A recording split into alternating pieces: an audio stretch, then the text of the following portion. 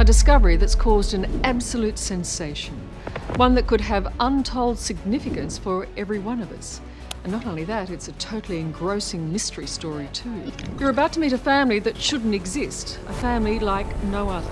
Some families pass down recipes, names, and old stories. These families pass down something darker. Bodies so unusual that they frightened doctors. Bloodlines that sounded cursed.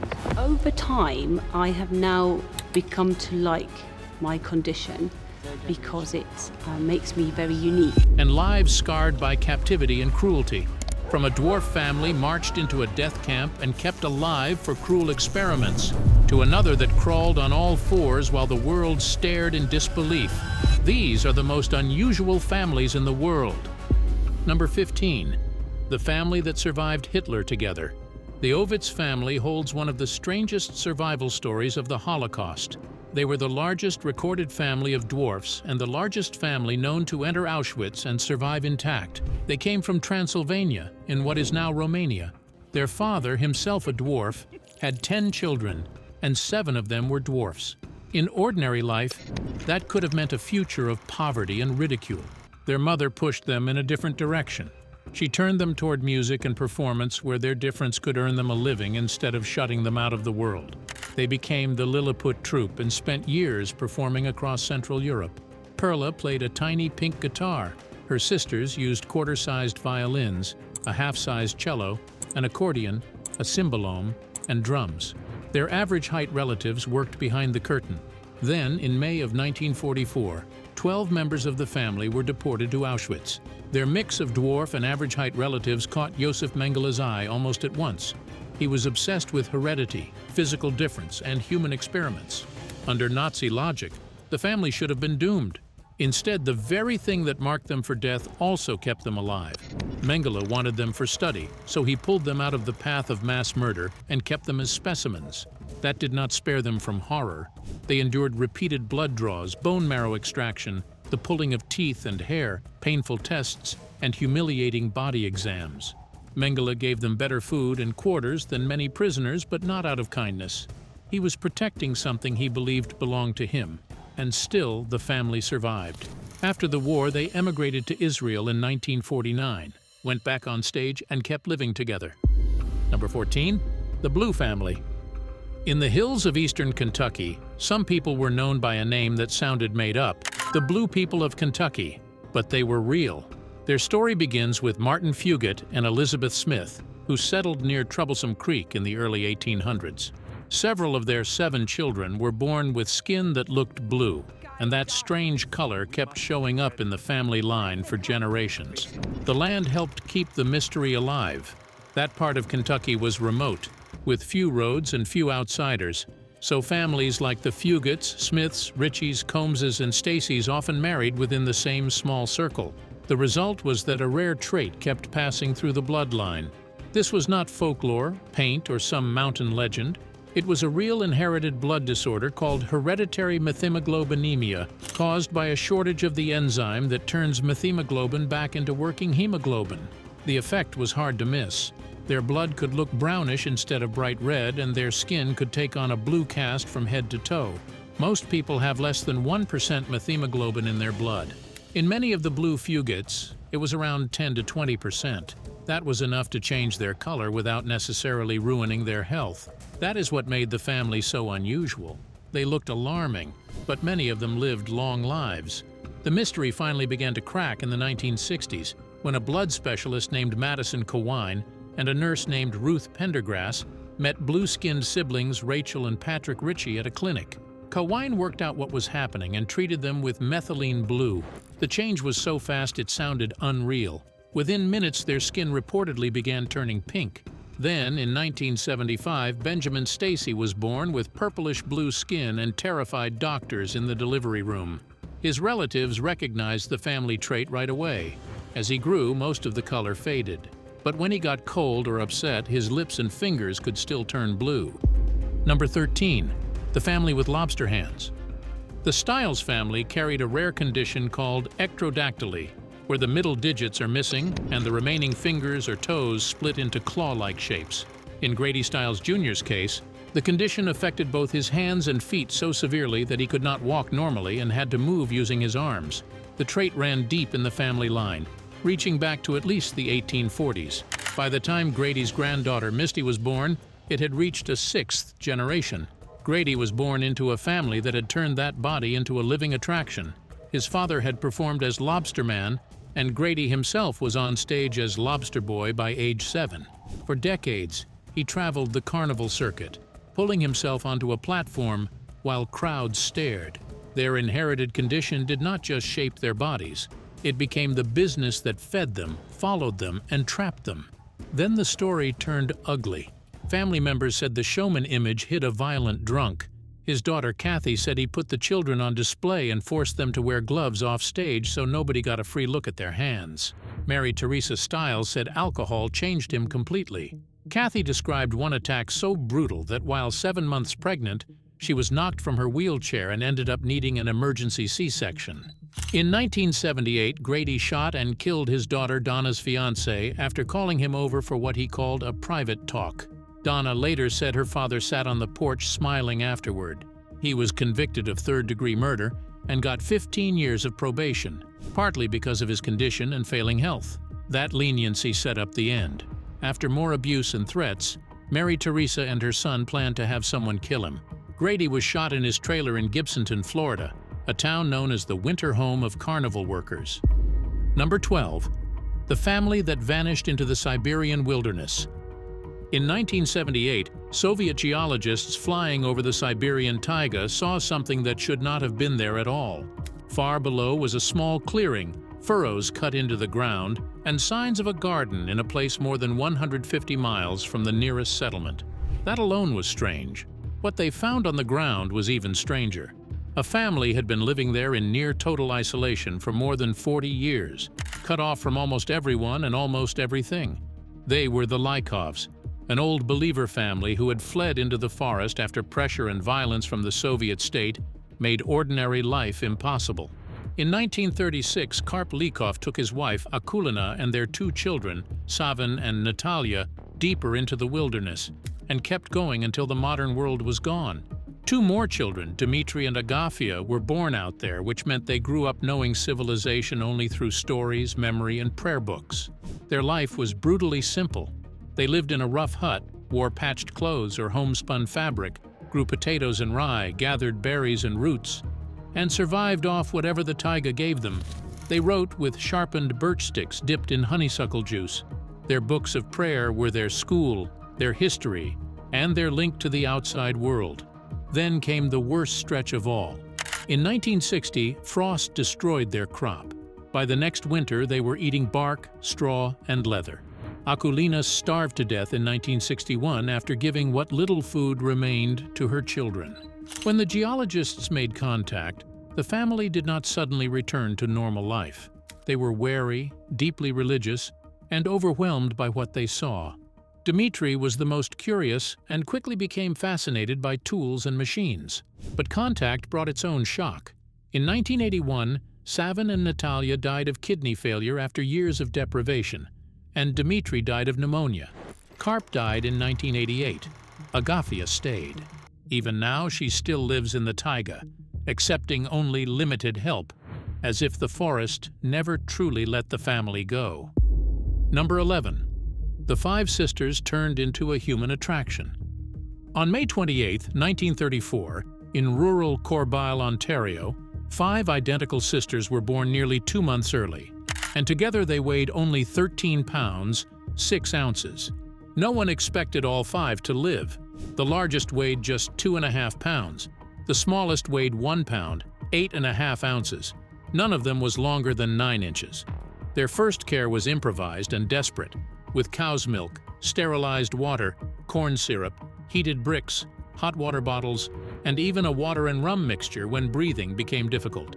They were Yvonne, Annette, Cécile, Émilie, and Marie Dion, the first quintuplets known to survive infancy, and likely the only recorded set of identical quintuplets. That miracle made them famous. What followed made them infamous. The Ontario government took them from their parents and placed them in a special nursery and tourist compound known as Quintland. There, nurses brought the girls out to play while crowds watched through viewing areas and screened glass, turning 5 small children into a living attraction. The scale of it was staggering. Over 9 years, more than 3 million visitors came through Quintland. Roads improved, souvenir shops multiplied, and ads, products, and films used the sisters' faces to pull in even more money. At its peak, it became one of the biggest tourist draws in Canada. An entire region profited from children who had no say in any of it. Behind that polished public image, the sisters later described a childhood filled with isolation, emotional coldness, and the feeling of living inside a fishbowl. In 1943, public pressure shifted, and the family regained custody. But going home did not undo the damage. Their later lives were marked by trauma, broken trust, and the long shadow of a childhood spent on display. Decades later, the surviving sisters forced an apology and a multi-million-dollar settlement from Ontario. By the end of 2025, all 5 were gone, with Annette dying that December. Number 10. A family that walks on all fours.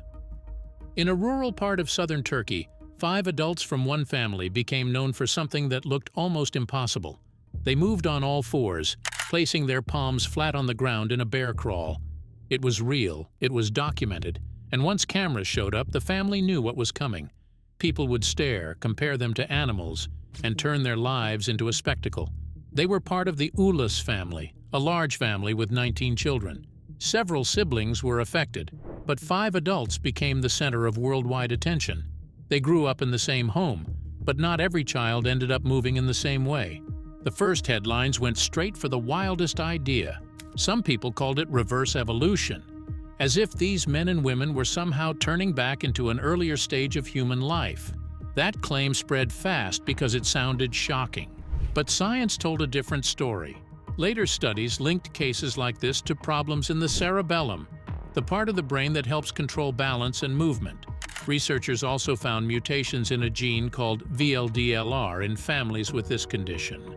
And when experts studied the way the Ulas siblings moved, they found that it was not ape-like. It was the same side-to-side pattern humans usually use when they bear crawl. That changed the whole meaning of the story. This was not a family going backward. Some of the affected siblings could still handle small tasks with care and control. Researchers also pointed to something else that mattered. They had little therapy, little support, and no tools to help them move in a different way when they were young. Number 9. The king with 100 wives and 500 children. Abumbi II, the 11th Fawn of Bafut in Cameroon, is a king with close to 100 wives and more than 500 children. That number alone sounds unreal. But the real twist is that many of those wives were not women he first courted himself. In the Bafut royal custom, when a fawn dies, the next fawn inherits the royal household, including the widows of the former ruler, and then adds his own queens. So when Abumbi took the throne in 1968 after his father died, he inherited far more than a crown. He inherited 72 wives from his father. Inside the palace, that was not treated as a scandal, it was treated as continuity. In this system, marriage is tied to rank, duty, and the transfer of royal life from one reign to the next. The queens are also more than a headline. Prince Nixon has said the queens help shape the king in his royal role. Queen Constance explained it even more clearly. The older wives pass tradition down to the younger ones, and they also teach the new king because he grew up as a prince, not as a ruler. That turns the household into a working system of memory, order, and advice, instead of a giant list of names. That system lives inside the Bafut Palace, a centuries-old royal complex that remains the heart of Bafut cultural life. The palace stands in a sacred setting, includes more than 50 structures around the Akham Shrine, and is still used for ceremonies, dances, rites, and royal events. Number 8. The world's hairiest family. The first thing people noticed about this Mexican family was impossible to miss. Guinness recognizes them as the largest hairy family in the world. The best-known names in the family line are Victor Larry Gomez, Gabriel Danny Ramos Gomez, Luisa Lilia de Lira Aceves, and Jesus Manuel Fallardo Aceves. Together, they are part of a family of 19 that stretches across 5 generations. Their condition is congenital generalized hypertrichosis, an extremely rare disorder that causes unusual hair growth from birth. The difference is far more striking than the word hairy makes it sound. In the men of the family, thick, dark hair has been reported over about 98% of the body, apart from the palms of the hands and the soles of the feet. The women are covered with a lighter but still very visible coat of hair. Fewer than 100 cases of this condition had been documented. Scientists studied the family and found strong evidence that their condition was linked mainly to the X chromosome. The condition is usually considered medically harmless on its own, but the social cost can be brutal because the face is often where the hair is easiest to see. That is why relatives like Larry were stared at, mocked, and called wolf people long before they had any control over their public image. Larry later said he was bullied for years. Instead of hiding forever, he turned the attention into work. He performed with the Mexican National Circus, became an acrobat, trapeze artist and juggler, and later appeared in the film Water for Elephants. Over time, the thing that made strangers stare also became the thing that fed his family and made him famous. Number 7. The children raised behind locked doors. This story did not happen in a cabin deep in the woods or behind the walls of some desert compound. It happened inside a public housing apartment on Manhattan's Lower East Side, with one of the busiest cities in the world just outside the window. Inside that apartment, the Angulo family's 7 children, 6 brothers and 1 sister, spent most of their childhood in extreme isolation. For about 14 years, they were rarely allowed out. One of the brothers later said there was even one full year when they did not leave at all. Their father, Oscar Angulo, was a Peruvian Hare Krishna convert who controlled the home and kept the only key. Their mother, Suzanne, homeschooled the children and handled the practical parts of life. Oscar saw the city as dangerous and corrupt, so he built his own answer to it, a private prison in the middle of New York. The children grew up almost entirely cut off from ordinary life, learning about the world without really touching it. What saved them from total emptiness was movies. Films became their school, their escape, and their way of understanding how people talked, dressed, fought, loved, and moved through life. They memorized scenes from Reservoir Dogs, The Dark Knight Rises, Harry Potter, and The Nightmare Before Christmas. They copied scripts by hand and built costumes and props from cereal boxes, cardboard, and yoga mats. Their fake guns looked so real that neighbors once called the police, and the apartment was raided. Then one small act of rebellion changed everything. In 2010, Mukunda slipped out wearing a Michael Myers mask so his father would not recognize him. The police picked him up, but that one walk cracked the whole system open. Not long after, filmmaker Crystal Moselle met the brothers on the street while they were dressed like characters from Reservoir Dogs. Her documentary, The Wolf Pack, later won the Grand Jury Prize at Sundance. Number 6. The family with 6 fingers and 6 toes. Near Brasilia, the Da Silva family became known for something extremely strange. 14 members of the family, spread across 4 generations, were born with 6 fingers on each hand and 6 toes on each foot. The condition is called polydactyly, but what made this family stand out was not just the extra digits, it was how fully they used them. These were not tiny stubs or useless growths. In this family, the extra fingers worked like normal fingers. The family did not see the condition as a burden. They saw it as an advantage. The 6th fingers helped with cooking, gripping, and playing music. They were proud of them. Instead of hiding their hands, they showed them off because the trait felt like part of the family's identity, not a flaw that needed to be corrected. João de Assis da Silva said the extra finger helped him as a goalkeeper because bigger hands gave him more reach. He also showed how easily he could move across a guitar fretboard. His cousin, Maria Morena da Silva, said she wanted to learn piano and believed having 6 fingers might actually make it easier. They even leaned into the symbolism during the World Cup, openly tying their 6 fingers to Brazil's dream of winning a 6th title. However, some women in the family had a 6th toe removed so they could fit into certain shoes. Number 5. The family where every child was born albino. Aslam Parvez and Shamim Akhtar, a Pakistani-born couple living in Coventry, both have albinism. That alone is rare. What made their family extraordinary is that all 6 of their children were also born with it. Their names are Nasim Akhtar, Ghulam Ali, Haider Ali, Muqaddas Bibi, Musarat Begum, and Mohammad Rafi. In 2021, Guinness World Records officially recognized them for having the most siblings with albinism. It sounds almost impossible, but for this family, it was simply their normal life from the very beginning. Albinism is a genetic condition linked to reduced or absent melanin, the pigment that affects skin, hair, and eye color. But the story was never just about appearance. The siblings have said their eyesight was affected, which is common with albinism because melanin also plays a role in how the eyes develop. Childhood was not easy.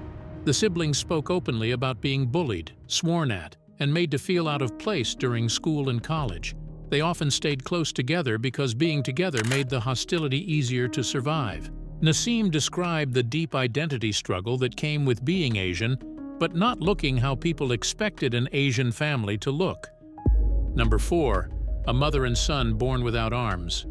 Linda Bannon and her son Timmy were both born without arms because of Holt-Oram syndrome, a rare genetic disorder that can affect the upper limbs and the heart. That alone is enough to stop you, but Timmy's story turned serious almost immediately. He was born in 2005, had open-heart surgery at just 8 days old, and then spent 2 months in intensive care.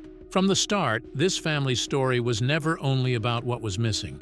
It was about how much they had to overcome before life had even really begun.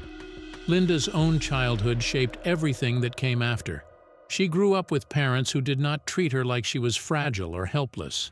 She was expected to do chores, join family activities, and find her own way through daily life just like her siblings. She learned to use her feet the way other people use their hands. She did try prosthetic arms when she was young, but they got in the way more than they helped. Over time, she built a way of living that worked so well for her that she later became a kindergarten teacher, which says a lot about how independent she had become. That same way of life became Timmy's guide. Linda and Timmy used their feet for almost everything: brushing their teeth, combing their hair, drawing, using a computer, and even playing video games. Timmy learned by watching his mother do the things most people never even think about, and Timmy was never presented as a symbol instead of a kid. Linda described him as energetic, outgoing, and always ready to talk, which is how he picked up the nickname Mr. President. He loved being outside, enjoyed swimming, and was thrilled when he got a modified bicycle that let him keep up with everyone else on the trails. Number 3. World's tallest family. In Minnesota, there is a family so tall that when they walk into a room, people do not just stare, they gasp. The Trapp family holds the Guinness World Record for the tallest family in the world, with an average height of a little over 6 feet 8 inches. The tallest of them is Adam Trapp at 7 feet 3 inches. His sister Savannah stands about 6 feet 8 inches. Molly is 6 feet 6. Their father Scott is about 6 feet 8, and their mother Christine, the shortest in the family, is still around 6 feet 3. Put them together, and they look less like an ordinary family and more like a line of human skyscrapers. Think about how weird everyday life becomes when an entire family is built on that scale. Doorways are a problem. Ceiling fans are a problem. Hanging lights are a problem. Scott has talked about hitting his head so many times that he ended up with stitches in his forehead. Going downstairs can be awkward because their feet are so large that they have to angle themselves sideways just to avoid tripping. Savannah has joked that finding cute shoes in her size would be almost impossible without specialty options. And both sisters have said finding pants long enough is a constant fight. Their height also shaped the whole family's life from childhood. All 3 Trapp children played sports and were recruited for basketball or volleyball. Savannah said her growth spurts were brutal, and the growing pains were so intense that she still remembers them clearly. She later earned a full-ride volleyball scholarship before repeated concussions forced her to stop. Adam had a huge jump in height between middle school years, going from about 6 feet 1 inch to 7 feet in a short stretch. Even with all the attention, the family says they have always been proud of their height and wanted to represent it positively. Number 2. The family that couldn't feel pain. Years ago, Letizia Marsili was skiing in the Italian Alps when she crashed hard enough to break her shoulder. She felt the first jolt, brushed it off, and kept going. By the end of the day, she had skied about 18 more miles. Only the next day did an X-ray show that her shoulder was broken. That sounds like one bizarre fluke until you learn it ran through her family. Researchers studied 6 relatives across 3 generations and gave the condition a name of its own: Marsili syndrome. What makes the Marsili so unusual is that they do feel pain, just not for long enough. A burn, a cut, a twisted ankle, even a fracture can hit them for a moment, then fade far too fast. That makes the condition dangerous, because the pain signal starts normally but does not stay long enough to force them to stop. Letizia could react to sharp injury and even to capsaicin, the chemical that gives chili peppers their heat. But the warning signal died away much sooner than it should. It was clearly inherited. Letizia's mother, Maria Domenica, her sister, Maria Elena, her sister's daughter, and Letizia's 2 sons all showed the same pattern. The evidence was written all over their bodies: old fractures, scar tissue, bruised shins, kitchen burns, and injuries that would have sent most people straight to a doctor. In this family, they were often shrugged off, ignored, or discovered later. Letizia herself grew up thinking it was just part of who she was. Strong, stubborn, active, and strangely untouched by things that should have stopped her cold. Scientists later traced the syndrome to a rare mutation in a gene called ZFHX2. Number 1. The father and daughter with record-breaking hair. Benny Harlem and his daughter Jackson first took over the internet because they did not look like any other father-daughter pair people were used to seeing. Their huge natural hair shaped into tall, striking styles and more like fashion shoots or album covers. The images spread fast, and the two quickly became a social media phenomenon. Then the visual got an official number. On November 6, 2016, Benny's high-top fade was measured in Los Angeles at 20.5 inches, earning him a Guinness World Records title. Styling it could take more than 2 hours. But Benny never wanted the story to stop at the hair. He said the photos were really about self-love, fatherhood, and pride in black identity and natural hair. He also spoke openly about growing up without a father and carrying that pain for years. He wanted to become the kind of father he never had. Some of their most memorable photos showed them styled as royalty, boxers, and larger-than-life cultural figures. Jackson appeared in almost every image because Benny saw her as his biggest inspiration and the center of the story he wanted to tell. She was never just there to complete the look. He wanted her to grow up with the same pride he was still building in himself. Over time, that bond became just as important to people as the hair itself. The story became even stronger when Jackson was bullied at school over her hair. Benny answered that by teaching her confidence, boundaries, and pride in what made her different. One rule stood out: never let anyone touch your hair without permission. He also shared simple hair care advice in public, focusing on moisture, patience, deep conditioning, daily care, and little to no heat. Thanks for watching. Now check out the videos popping up on screen for more unbelievable stories.